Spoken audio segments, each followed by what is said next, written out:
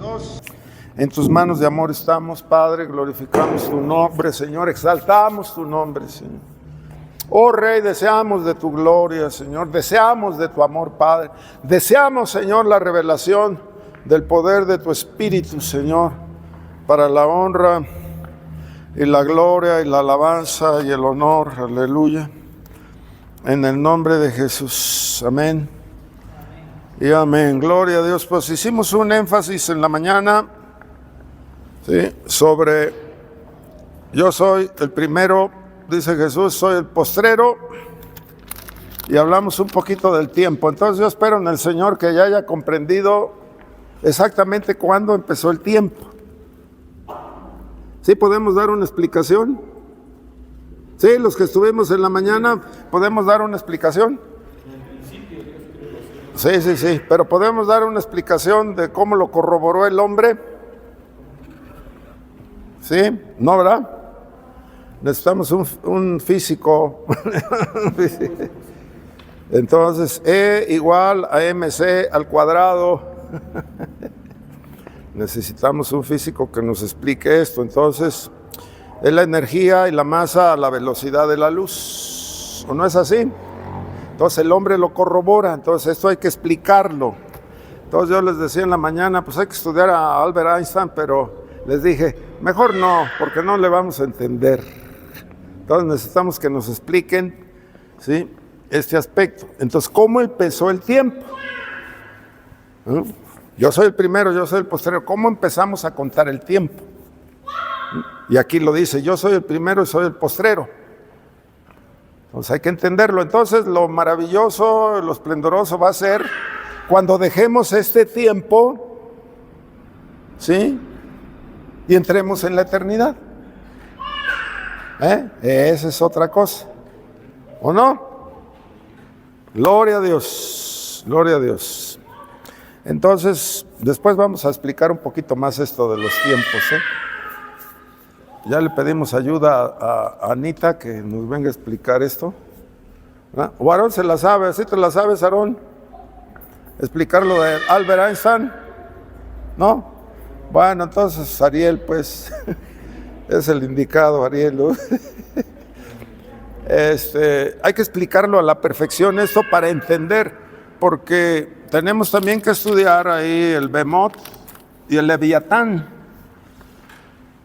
E investigar ahí eso también, y ahí nos podemos sumergir en tiempo de los dinosaurios y todas estas cosas, ¿no?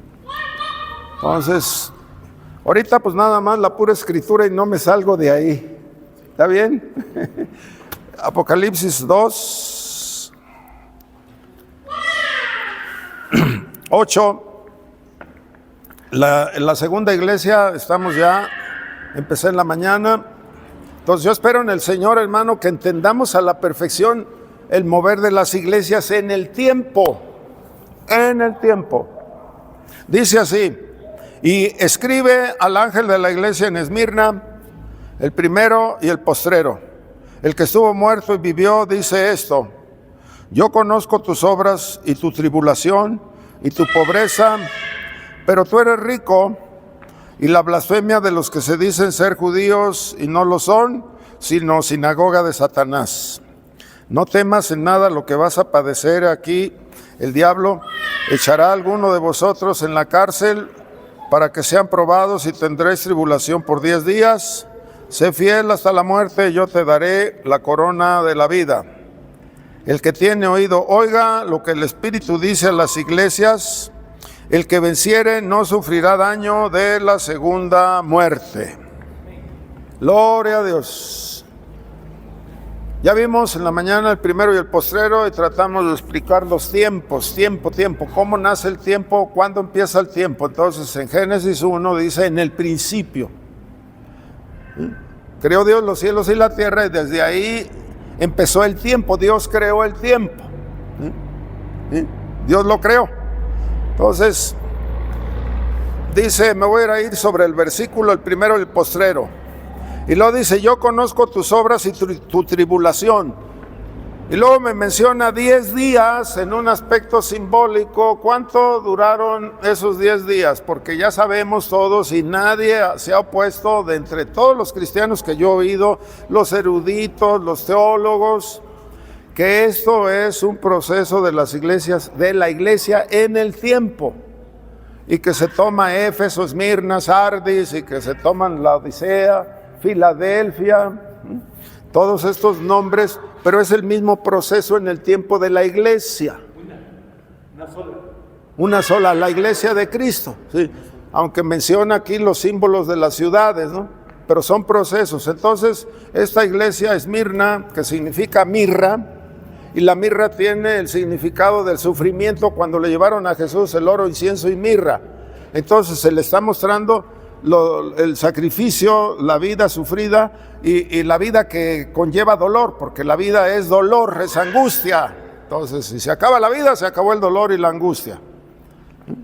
Y pues bienaventurados los que se van en Cristo Jesús, porque los que quedan, pues nos quedamos a sufrir. Entonces dice, yo conozco tus obras y tu tribulación. Esta iglesia de Esmirna se le considera del año 100 al 310. ¿Qué fue lo que sucedió con esta iglesia? 216 años, ¿no? Se le considera de nuestra era, del 100 al 316. ¿Qué sucedió en el 316? Con la iglesia que sigue, la de Pérgamo, que es la que sigue. ¿Qué fue lo que sucedió con esta iglesia? Dice, vas a sufrir tribulación por 10 días. ¿Cuándo fueron esparcidos? ¿Cuándo fueron qué? Porque fueron esparcidos, los discípulos fueron sacados y todo. No, ¿cuáles discípulos? ¿O qué tipo? Porque estamos hablando del 100, del año 100 al 316 después de Cristo. Ese es el proceso de esta iglesia de Esmirna. Ese es el proceso. Entonces, ¿qué sucedió ahí? Bajo el imperio romano, todo el mundo lo sabe, ¿no? Fue el proceso de ir en contra de la iglesia, de avasallar a la iglesia, y luego dice, vas a sufrir tribulación, vas a sufrir angustia, pero ese número simbólico de 10 días fueron por lo menos 216 años. Y esta es una de las iglesias que el Señor no la incita a arrepentirse.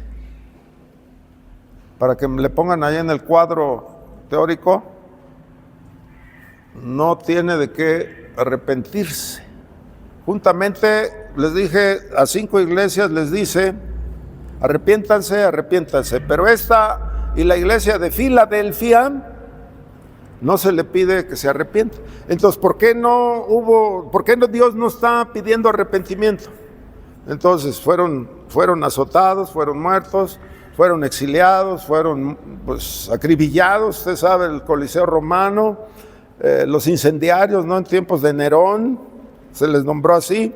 Y debemos de corroborar todo lo que empezó, todo aquello que conlleva el sufrimiento de una iglesia, porque dice, yo conozco tus obras y tu tribulación y la pobreza, pero tú eres rico, y la blasfemia de los que se dicen ser judíos y no lo son, sino son sinagoga de Satanás. No temas en nada lo que vas a padecer.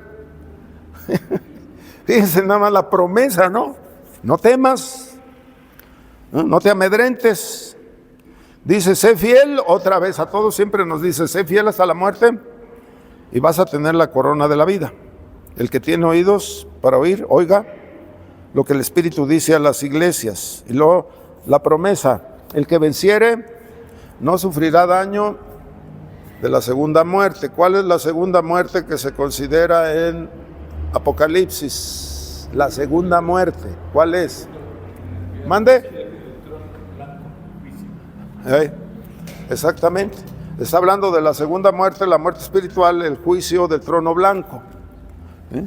Entonces no tenemos ningún problema hasta ahí, ¿verdad? No tenemos ningún problema, está bien todo, ¿no? Entonces, lo que les decía yo, vamos a entender, hermano, el aspecto de la eternidad, porque hoy es tiempo de la iglesia. Tiempo de la iglesia. Entonces vemos el tiempo de la iglesia, luego vemos el arrebatamiento, la segunda venida, y luego empieza el milenio, pero todavía en Apocalipsis 20 al terminar el milenio hay una rebelión de Satanás todavía. Pero en el milenio todavía va a estar el pecado y todavía va a haber muerte, o sea, muerte de los humanos en el milenio, y va a haber rebelión de las naciones. Y entonces Jesucristo dice que va a tratar con vara de hierro toda rebeldía, ¿sí? Toda rebeldía va a ser castigada con vara de hierro. Y ahí debemos de entender todo esto que está padeciendo la iglesia, ¿sí? Entonces viene la rebelión de Satanás, ahí lo vamos a ver en Apocalipsis 20, luego el juicio del trono blanco, el milenio, y les decía todavía en Apocalipsis 22, hay pecado y hay muerte. Entonces, se acaba la maldición, hasta entonces, fíjese hasta cuándo se va a acabar la maldición que vino sobre Adán, porque Adán le dijo, por tu causa, Adán cuando cayó, pecó, por tu causa, ¿sí? La tierra será maldita por tu causa. Fíjese hasta cuándo, porque Jesús nos dice aquí en Éfeso que Él tiene las llaves del Hades y de la muerte, tiene las llaves. Y el postrer enemigo a vencer es la muerte, pero hasta el 22, ¿sí? Entonces hay que entender los tiempos que nos está acomodando el Apocalipsis, porque dice, estas cosas, después de estas cosas siguen otras. Entonces el Apocalipsis es cronológico. Entonces viene la maldición que entró por la muerte a consecuencia del pecado y la rebelión y la rebeldía. Entonces, imagínense hoy que la ciencia ha avanzado, el genoma humano y nuestro ADN fue cambiado y entró una descomposición en el ser humano. Vea la descomposición de la sociedad. Ve a la gente, hermano, deseos de venganza, pleitos, homicidios. El homicidio es lo más terrible, lo más cruel que pueda suceder dentro del ámbito del ser humano. Y en el pacto ahí con Noé, en la dispensación del gobierno humano, bajo Noé, ahí Dios califica esto como una barbarie terrible, terrible. Es más, hasta nos va a demandar Dios el cuidado de los animales, lo ha demandado el cuidado de los animales. Luego también hablamos de los que la tierra le dijo, Dios le dijo a Adán, espinos y abrojos se producirá, y con el sudor de tu frente, ¿no?, vas a comer. Entonces ya vimos ahí el juicio también de la tierra, de los espinos y abrojos, cómo el Señor ha venido solventando los juicios, por medio de juicios solventa las maldiciones. Aquí estamos viendo la cruz, ¿verdad? La cruz, la corona de espinos. En Pentecostés vimos que las lenguas, ¿es juicio de qué? Hechos 2, el Babilonia, la cual levantó Nimrod, ¿no? Y vemos todas estas cosas. Entonces, en Apocalipsis 22 nos dice que del cielo va a descender la nueva Jerusalén. Entonces, hay que entender que estamos comprendiendo y entendiendo que en el milenio es un aspecto de regeneración y hay un proceso ahí de entrar a lo fascinante, ¿sí? Porque muchas veces la palabra de Dios nos dice por los siglos de los siglos, ¿sí? Pero esos siglos se van a terminar cuando termine el tiempo. Aunque pues es terrible y la gente no entiende o no quiere comprender que Daniel nos dice que aquellos que del juicio del trono blanco, dice que serán de vergüenza y confusión por la eternidad. Entonces van a estar en confusión primeramente, ¿por qué? Porque nuestra alma y nuestro espíritu busca del Señor, anhela del Señor, nuestro espíritu y nuestra alma gime por Dios. Es como decir nuestra contraparte, o como decimos, o mi media naranja, decimos, perdón por la ilustración, pero así como que así lo entiendo, ¿no? El gemir nuestro espíritu. Imagínense el ateo, cómo está gimiendo por Dios y lo está negando, ¿no? Lo está negando. Entonces entra una confusión en el ser humano, ¿no? Entonces hay que entender el proceso de cambio cuando termine este tiempo, ¿sí? Porque ya estudiamos el primero y el último. O sea, el que inicia la vida y el que la termina, el que inició nuestra vida. al autor y al consumador de la fe. Entonces Jesús dejó, ahorita entonamos este canto, ¿verdad? Dejó su corona y su trono por nosotros. Entonces, ¿cuál fue el proceso ahí? ¿Cuál fue el proceso? Porque la Biblia me dice que fue un vaciamiento. Dejó su corona, dejó su trono y se hizo hombre y vino y penetró en este tiempo. Y llegó normalmente, se puede decir, ¿no? Como llegamos todos, aunque concebido Él por el Espíritu Santo, pero llegó como llegamos todos, como así como penetramos nosotros en el tiempo, así. Entonces, para nosotros, esta dimensión debemos de entenderla y debemos de entender el proceso, ¿sí? Y el cumplimiento que tuvo el siglo XX donde nos dice Daniel que la ciencia iba a aumentar, y lo vimos ya en el siglo XX, y como que ahora ha entrado en un proceso de refinamiento todo lo que se inventó, todas las ciencias aumentaron, ¿no? La tecnología aumentó, pero nos habla que el Señor va a cerrar el tiempo, ¿sí? Entonces estamos en la cruz y hay que esperar lo que viene. Entonces resucitó y estamos viviendo para Él, desde Génesis 1 hasta Apocalipsis 22.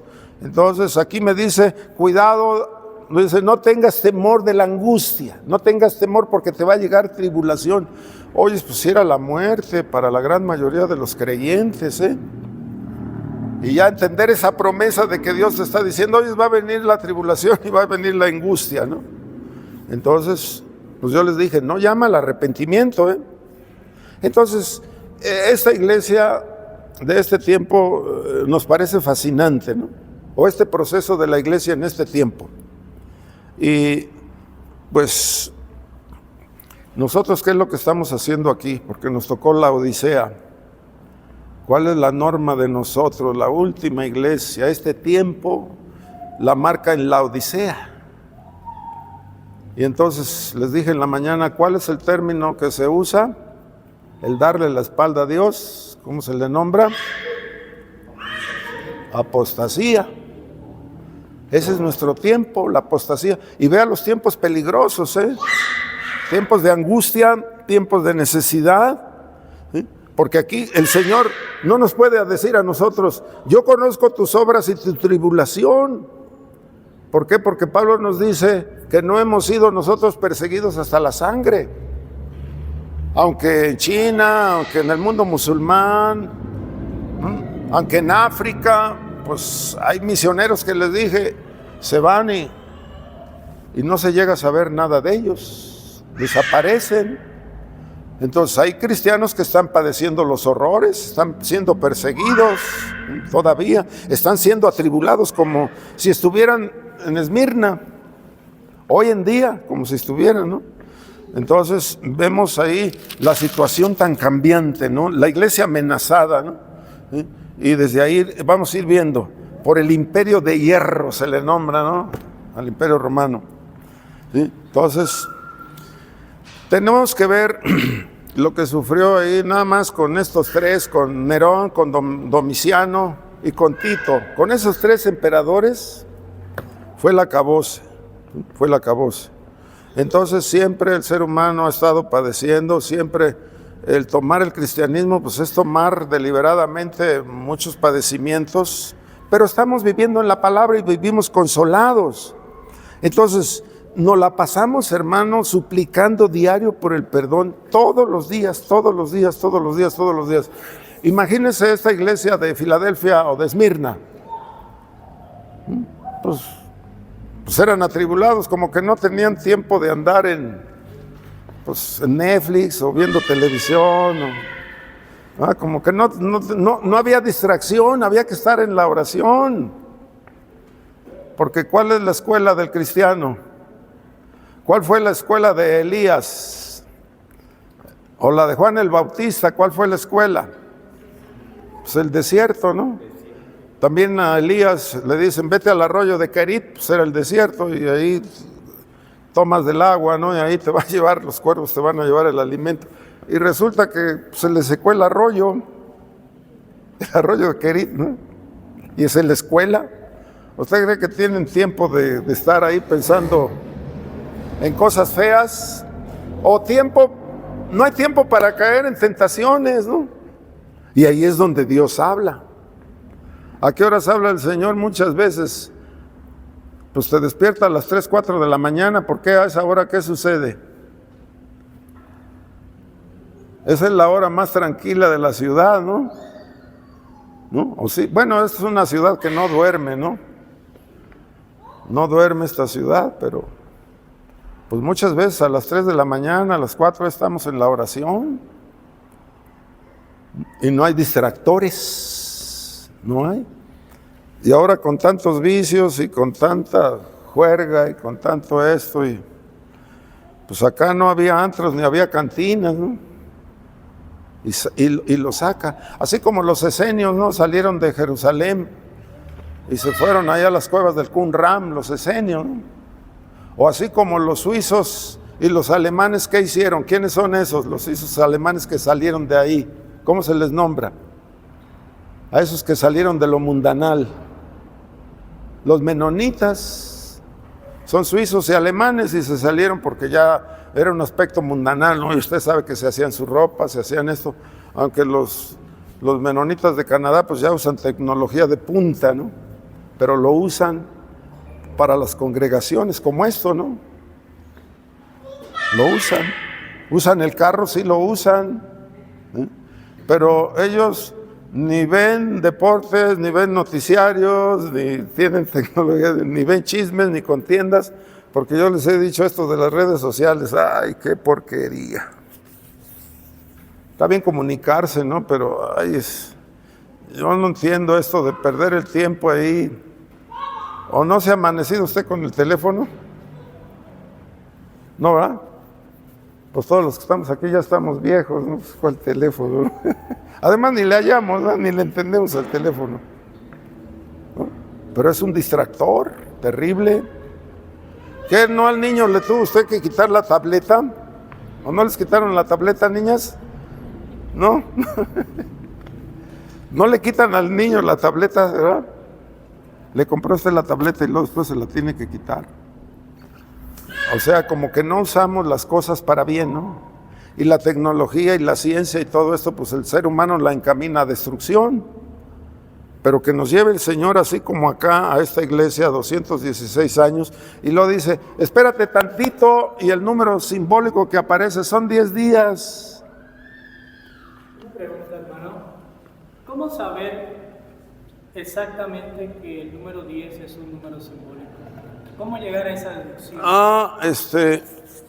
En la mañana hablé de los números, pero no le nombramos numerología. ¿Cómo le nombramos, Betty? ¿Te acuerdas? Betty fue la única que me supo, no, símbolos. Entonces, la numerología no la maneja la Biblia. ¿Te acuerdas, Betty, cómo te dije? Que es que por la bueno, no es numerología, ¿cómo se llama? Se me fue. ¿No te acuerdas? Bueno, no es numerología, no la manejamos otro aspecto, se maneja en la Biblia otro aspecto de ciencia, ahorita a ver si me recuerdo, aquí lo tengo anotado, porque he hablado de los números, pero es una clase aparte, hemos hablado de los colores no he hablado también, pero sabemos, el 7 es la perfección, es lo que maneja aquí las 7 iglesias. Pero siempre que hay números en la Biblia, ¿tenemos que tomarlos simbólicos? No siempre. Aquí maneja 10 días. Y al tomarlo estos 10 días como simbólico, a la misma vez quiere decir que Esmirna no tuvo consuelo ni momentos de refrigerio. Ah, sí, siempre ¿Tuvo Dios. o no tuvo? No, sí, tuvo. O sea, porque comienza el relato y dice, te conozco. Yo te conozco. Estás en tribulación. Sí, le está diciendo. Desde antes que le llegue la carta, ya ellos están pasando la tribulación, ¿verdad? Sí, exactamente. Y luego le dice, tienes 10 días. Sí, 10 días. Que simbólicamente usted está afirmando que son 200 porque años. Por el cumplimiento de la iglesia, por eso se deduce, o sea, ya es un aspecto cumplido. Entonces, no es de que digamos un día va a ser tantos días, porque muchas veces Pedro nos dice, para el Señor un día son como 1000 años. Entonces está él haciendo una referencia a la eternidad y a nuestro tiempo. Entonces nosotros no nos equivocamos aquí, porque si tú hubieras estado en el año 100, en el año 200 o en el 300, tú vas a decir, oye, pues 10 días ya se pasó. Entonces, es por deducción nada más aquí. No es que manejemos ahorita la numerología, es por deducción. Okay. Sí, entonces, fueron exactamente 216 años el agobio del Imperio Romano sobre los cristianos. Entonces, es deducción. El pastor de Esmirna fue Policarpo, ¿verdad? No, fue Policarpo fue de Éfeso. Ah, no, sí, Policarpo fue el primer mártir, Policarpo. Sí, lo quemaron vivo, sí. Fue Policarpo, exactamente. Policarpo ya Éfeso fue la era de los apóstoles. Acá es la era de los padres de la iglesia, ¿sí? Entonces, sí, yo no le sé. Creo que son los discípulos de los apóstoles. Exactamente, sí. Ya cuando se nombraron obispos, ¿no? Dentro de la congregación, pero sí fue quemado Policarpo ahí por el 160, 170, ¿no? Más o menos, sí. Yo no les he platicado, pero sí tengo el desplegado de algunos de los padres de la iglesia, pero aquí tú hablas de Policarpo y pues van a decir, pues ¿quién fue Policarpo? Nadie, no lo vamos a entender. Por eso es que no he hablado, pero sí lo tengo anotado como en el 160, ¿no? Se llama geometría. ¿Perdón? Geometría ese es. Entonces en la geometría ese es lo que se maneja en la Biblia, la geometría. Sí, entonces porque en el griego, ya lo expliqué, también lo dije la semana pasada que estábamos hablando de la iglesia de Éfeso, expliqué esto, porque las palabras en el griego tienen grados y tienen métrica, las palabras, y esto hay que entenderlo. Y entonces tú de ahí vas a el aspecto de hablar de los números, como el número 10 que me acabas de mencionar, ¿no? El número 12, que es emblemático, el número 7, que es perfecto, el número 6, que es del hombre que quiere llegar a ser Dios. Por eso está la Trinidad ahí del 666, ¿no? En Apocalipsis. Entonces, todos estos, hasta apunté el número 10 aquí lo traigo anotado. A ver, déjame buscarlo. Anoté varios números aquí. Déjame ver si los... Está, mira, el 1 es unidad, 2 es testimonio, 3 la Trinidad, 5 la gracia, 6 el hombre, 7 la perfección o la plenitud. El 10 no lo tengo, pero esos son algunos de los números que anoté. Pero es la ¿cómo dijimos, hermana? Geometría. Y si no todos los números de la Biblia podemos tomarlos como simbólicos, ¿cómo llegamos a la conclusión de que ahí el 10 es simbólico? Nada más por deducción, porque ya es tiempo pasado. Ah, ok. Sí, entonces fueron exactamente así 216 años, hasta que llegó Constantino, y Constantino oficializó la religión en el tiempo de Constantino, pero no por otra parte, porque acá Daniel me dice, y vas a padecer 1260 días. También me habla de días. ¿Pero Daniel habla de la iglesia o de Cristo? ¿Perdón? ¿Daniel habla de la iglesia o de Cristo? No, en esos 1260 días son el tiempo de la tribulación. Ah, ok. Daniel, ahí lo habla. Él sí nos da una cifra así, y nosotros sabemos por esos 1000, porque eso no está cumplido, todavía no se cumple esa profecía de Daniel hasta la tribulación. Entonces es deducción nada más, ¿no? Okay, Sí. Era una interrogante, pero siga. Sí, pero pues, vamos a suponer, estamos tú y yo, y oyes, pues 10 días, ¿no? Oyes, es que Dios, pues para Dios un día son 1000 años, ¿no? Entonces como que mezcla Pedro ahí la eternidad con el tiempo, ¿no? Aquí el tiempo y luego lo mezcla la eternidad. Y desde ahí uno empiezas a decir, vamos a suponer tú y yo, estamos en el tiempo de Esmirna. Vamos a suponer cuando quemaron a Policarpo, ¿no? Y luego decimos, pues ya pasaron 10 días, otros 10 días, y otros 10 días, y esto no se acaba, y no se acaba, y no se acaba, y no se acaba. Ya fuimos martirizados, ya fuimos esto, ya fuimos muertos, ya fuimos esto, ya fuimos el otro, y no se cumplieron los 10 días.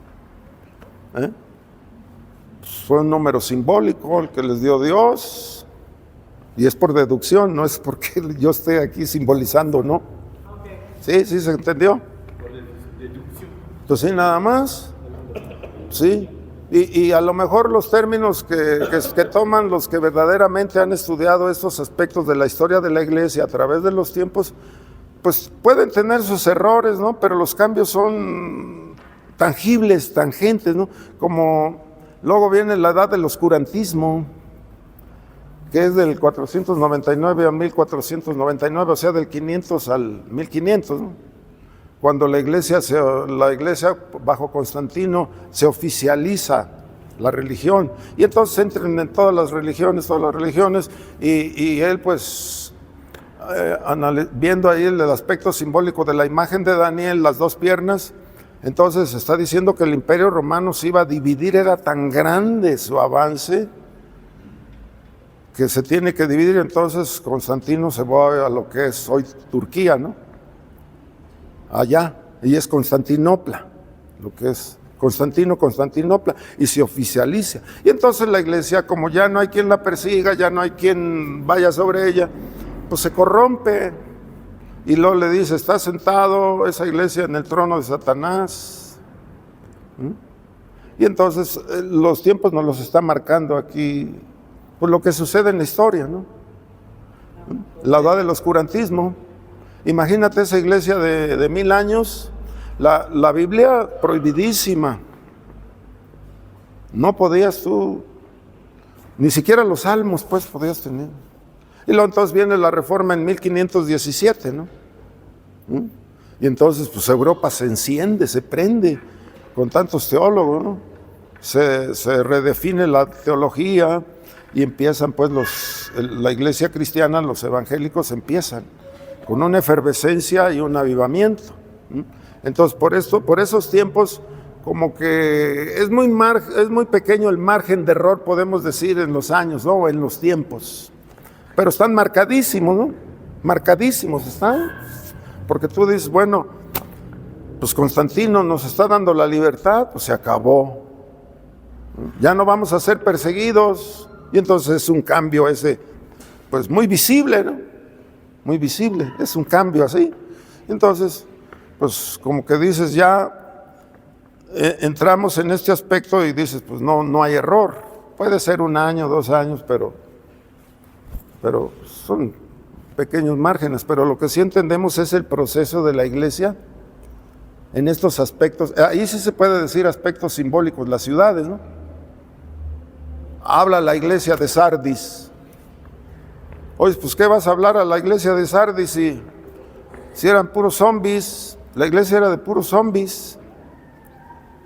Entonces, ¿qué entiendo yo por zombies? ¿Qué entendemos? Pues sí, están muertos. Y ahí viene el golpe del Señor ahí terrible en su mensaje. Pues, ¿qué voy a hacer con una iglesia de muertos? O una iglesia de carnales, que seamos aquí puro carnal, puro mundano, pues, puro grosero, así como decimos perros y gatos en un costal. ¿Qué vas a hacer? Una iglesia carnal nunca va a prosperar. Y sabes, un pastor ético, ¿sabes lo que hace? En una iglesia carnal, se va. ¿Por qué? Porque ahí nunca se va a hacer nada, nunca. Está destinada esa iglesia al fracaso, iglesia local, ¿no? Está destinada al fracaso. Y esa es la iglesia de Sardis. ¿Qué podemos hacer ahí? Y es marcada los tiempos de la iglesia. Fíjense lo que estamos sufriendo, los tiempos de la iglesia, ¿eh? Al 10. 10 del hebreo, Azará, del griego Deka. ¿Cuál es el significado del número 10? Es el número de la plenitud de perfección del orden divino y uno de los números perfectos. Marca la suficiencia del propósito de Dios en asuntos del orden divino y la responsabilidad humana. ¿No hay pasajes? Sí. Bueno, habla, por ejemplo, los 10 dedos de nuestras manos indican los 10 mandamientos, ¿no? Los 10 dedos de nuestros pies, responsabilidad de andar delante de Él. Los 10 mandamientos representan la perfección de las demandas de la justicia divina y de la responsabilidad humana para con Dios y para con el hombre. En el censo de Israel, el rescate de una persona que era de Bélgara o Mesecito, y como se dice, las 10 plagas, Las 10 plagas. Noé fue el 10º patriarca antediluviano, Génesis 6:9. Los 10 salmos que comienzan con aleluya. En su pacto con Abraham, Dios le promete el territorio de 10 naciones, Génesis 15:18-21. El tabernáculo 10 caracteriza el lugar santísimo, que era un recinto cúbico de 10 codos de largo, de ancho y de alto, lugar de la presencia de Dios manifestada por el fuego de la luz refulgente, Shekinah. Las cortinas de lino eran 10 y afuera en el atrio estaba la fuente simbolizando la palabra de Dios, que menciona 10 veces en los libros de Éxodo y Levítico. Del templo de Salomón hayamos mencionado a la fuente 10 veces y que había 10 fuentes. Hemos dicho que 10 es el número de orden divino y vemos que la palabra griega taxis, que significa orden, se encuentra 10 veces en el Nuevo Testamento, en Lucas, en 1 Corintios, en Colosenses, en Hebreos. Las 10 vírgenes fueron a encontrar al esposo en Mateo 25, representan la responsabilidad de estar siempre listos para... Ya salieron muchos 10, ¿no? Pero está bien, Betty, pero esto puede ser arbitrario. ¿Por qué? Porque lo está hablando un hombre, ¿no? O varios teólogos lo anotan. Entonces, lo que me está dando los pasajes, entonces, para que haya una buena exégesis, ya hablamos, ¿no? Hay que ir a las escrituras originales y hacer una buena exégesis, porque aquí podemos sangrar un texto y decir, a lo mejor ahí las 10 de, no sé, lo de Salomón, o conocemos nosotros todo el aspecto simbólico del tabernáculo también, ¿no? Que las 4 columnas son los 4 evangelios y así. Pero aquí uno tiene que hacer un exhaustivo, le nombramos exégesis, ir a la escritura original y no hacer sangrar el texto. Porque esto me está dando los pasajes, pero ya vamos a suponer que vamos a estudiar pues no sé, el tabernáculo. Y hay que entender todos los aspectos simbólicos ahí de los colores, y eso también hay que explicarlo. Pero uno puede abusar, vamos a suponer, como lo escribe el hombre, puede haber abusado. Por eso se necesita una sana exégesis. Vamos a suponer, pues vamos a estudiar el tabernáculo, ¿no? Pero muchas veces pueden ser coincidencias de los números, ¿no? Pueden ser coincidencias. Entonces es como en la numerología, no estudiamos la numerología en la Biblia. ¿Por qué? Porque yo te puedo decir, oye, pues podemos caer en el martes 13, ¿no? ¿O no? ¿Qué es el martes 13? ¿Marte qué es? El dios de la guerra, ¿no? ¿Por qué no te dices? La gente luego dice, no te cases, no te embarques. Fíjate los dichos del mundo, ¿no? Y entonces no te cases ni te embarcas. Entonces, ¿por qué? Porque el número 13 es cabalístico, ¿no? La cábala judía. Entonces, por eso podemos nosotros degenerar en la numerología, en la palabra. ¿Podemos encontrar el significado de los números en la Biblia? Exactamente. Sí. Que haya un texto que diga, el número 10 significa esto en la Biblia. No, así no. Entonces, ¿cómo llegar a esa deducción si no está en la Biblia? Por medio de... tener errores por el hecho de que venga de algún hombre. Sí, porque un hombre lo estudia y un hombre puede sangrar el texto o le nombramos sangrar el texto a que el texto dice esto, aunque no lo diga.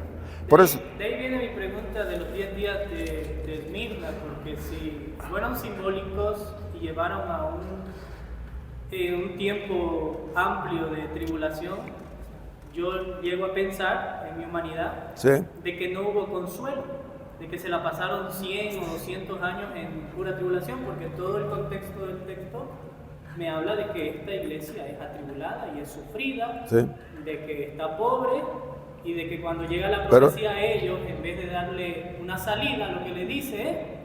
Pero es rica, nos dice. Sí, obviamente. Sí, pero es rica. El término es, y ahí vemos la fidelidad del cristiano, no por lo que el Señor le dé, sino hasta la muerte. Pero estás viendo el ánimo que tenían, el aspecto de la dirección del Espíritu de Dios para enfrentar lo que enfrentaron, porque eran muertos en el Coliseo, ¿no? Los emperadores eran sanguinarios, eran terribles, pero ellos se permanecieron firmes.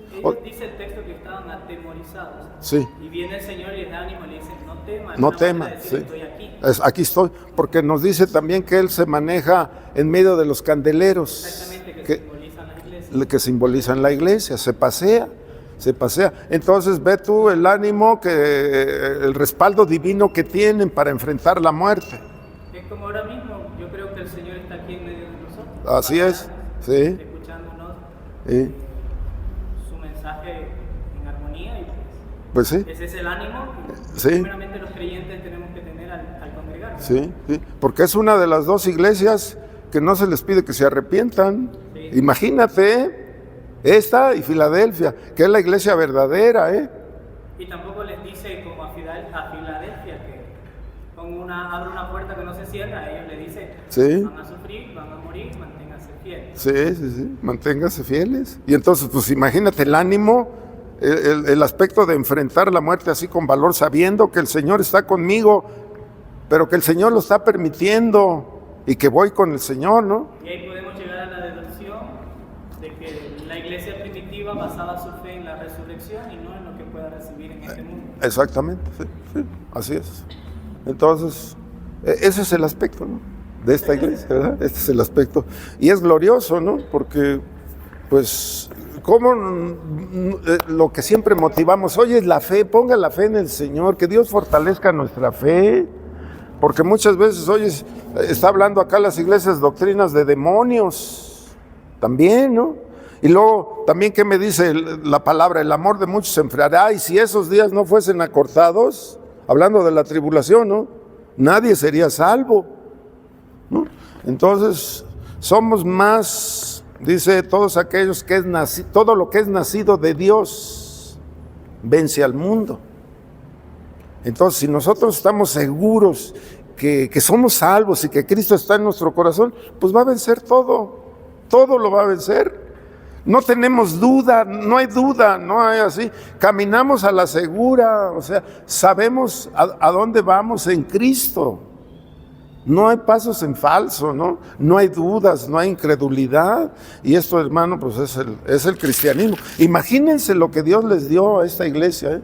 Y les está diciendo, Esmirna significa mirra, ¿eh? ¿Qué es la mirra? Pues el padecimiento, ¿no?, el sufrimiento. Y entonces vemos, después de este tiempo de persecución, ¿sí?, por primera vez se le nombra pontífice a Constantino. ¿Y pontífice qué significa? Nunca hemos vislumbrado esta palabra así, literalmente significa constructor de puentes, y luego nos hablan del sumo pontífice. Y en este sentido, el pous es puente, y el fare, o facere es hacer. Y de ahí viene la palabra fascismo, del hacer. Así como Benito Mussolini, ¿no?, en Italia, porque Italia en la Segunda Guerra Mundial estuvo con melón y con sandía, ¿no? Estuvo con los aliados, estaba con Hitler, y después se fue a los aliados, Italia, pero pues tuvieron que desechar al fascismo, ¿no? Y entonces eso es lo que el fare quiere decir hacer, o facere hacer. Entonces, construir puentes o hacer puentes es el único significado, nada más, ¿eh? Entonces ya lo sabe usted, ¿no? Entonces ahí vemos que la iglesia, hermano, por medio de Constantino entra en un aspecto político y en un aspecto religioso, y esto fue el acabose, lo que conocemos hoy como nosotros como laicismo, ¿no? Laos significa pueblo o ciudad, ¿no?, y de ahí viene el laicismo, y entonces se une la religión y la nombra, pues, oficial dentro del imperio. Y entonces, pues, se viene abajo el cristianismo. ¿Y qué es lo que hizo Constantino? Pues vengan los brujos, vengan los que creen en Cristo, vengan aquellos que pues no son cristianos y vengan todo mundo y se hace una mezcolanza ahí como un aspecto ecuménico y se oficializa la religión y se acaba la persecución. Y entonces el poder del imperio toma el aspecto eclesiástico y entonces olvídese, viene la edad del oscurantismo y fue el acabose para la iglesia, ¿no? Entonces, pues damos gloria a Dios, hermano. El domingo que viene, primero Dios, ya empezamos con la tercera iglesia, ¿no?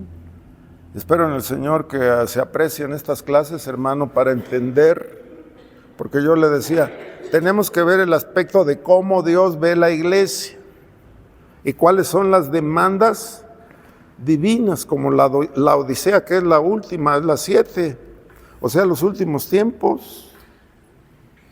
Nosotros somos los últimos tiempos de la iglesia, ya no hay otra, ¿eh? Y es la apostasía, y la estamos viviendo. Entonces, ¿qué es lo que estamos haciendo? Pues a diario, Señor, perdona, perdona, perdona, perdona. Y queremos, Señor, interceder, interceder, interceder, interceder, hermano, interceder. Pues le damos la gloria, hermano, la alabanza al que vive por los siglos de los siglos, aleluya, en el nombre de Jesús. Padre, te bendecimos y te adoramos y te damos la gloria, Señor, y la honra y la alabanza y el honor. A ti, oh Dios, bendimos, a ti, oh Señor, oh Rey del cielo, estamos delante de la gloria de tu presencia. Gracias, Señor, oh Padre, te damos la gloria y te damos la honra, Señor, y la alabanza y el honor. Tú eres grande, Señor, y tú eres bueno, desde ahora y para siempre, Señor. Gracias. A ti bendecimos, Señor, y a ti proclamamos, Señor, para la honra y la gloria y la alabanza, la adoración. Gracias, Padre, por este día. Tú bendigas, Señor, bendigas nuestras almas, Señor. Bendice nuestros corazones, Señor, para la gloria y la alabanza de tu nombre, desde ahora y para siempre, Señor. Gracias por tu amor. Gracias por tu bendición, Señor. Gracias por el amor, Señor. En el nombre de Cristo Jesús, desde ahora y para siempre, Señor. Gracias por el amor, Señor. Gracias por la vida. Gracias por el consuelo, Señor. Gracias por la dirección. Porque tú, Señor, nunca nos dejas solos, Señor. Porque tú avivas a tu iglesia, Señor, en medio de los tiempos, Señor. Así como decía Habacuc, Señor, en medio de los tiempos, hazla renacer, Señor. Hazla, Señor, renacer, Padre. Aviva nuestros corazones, oh Dios, para la honra y la gloria y la alabanza y el honor desde ahora y para siempre, Señor. Gracias porque tú eres bueno y porque tú eres santo, Señor, desde ahora y para siempre, Señor. Amén.